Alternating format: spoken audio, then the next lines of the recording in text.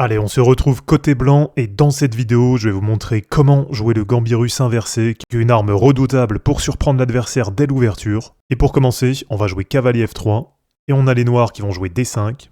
Ensuite, on va jouer E4, donc directement on met la pression sur le centre, et sur pion prend E4 côté noir, là on va jouer cavalier G5.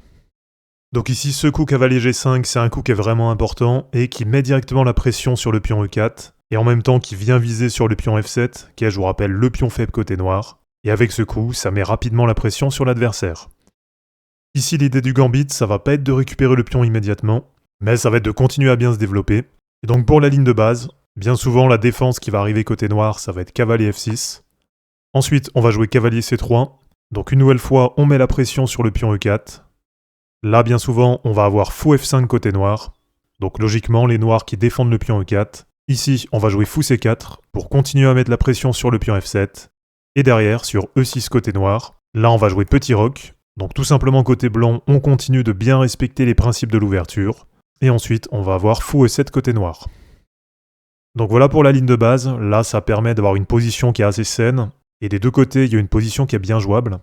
Et je vous montre maintenant un deuxième cas avec une erreur fréquente des noirs. Donc si on reprend au début, cavalier F3, D5...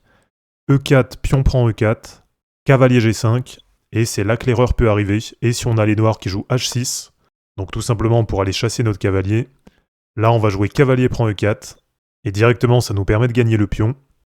Et ensuite on pourrait avoir par exemple cavalier D7 côté noir, fou C4 côté blanc, ensuite E6 côté noir, et là comme tout à l'heure, on met le roi à l'abri et on joue petit roc côté blanc. Et allez, pour terminer, je vous montre une troisième variante. Donc comme tout à l'heure, cavalier F3, D5, E4, pion prend E4, cavalier G5, cavalier F6, ensuite cavalier C3 côté blanc, E6 côté noir, et là on va jouer cavalier prend E4, fou E7 côté noir. Donc là on le voit côté noir, le plan il est assez clair, c'est d'aller jouer petit roc pour mettre le roi à l'abri. Et ici on peut jouer cavalier F6 échec, et ensuite sur fou prend F6, là on va pouvoir jouer cavalier E4 pour continuer à attaquer le fou. Et derrière, les noirs qui vont jouer cavalier C6 pour continuer à se développer. Donc voilà les amis, c'est terminé pour cette vidéo, j'espère en tout cas que ça vous aura plu. Comme d'habitude, si c'est pas encore fait, pensez à vous abonner à la chaîne pour suivre les prochaines vidéos. De mon côté, je vous mets tout ça en ligne, et je vous dis à bientôt, ciao.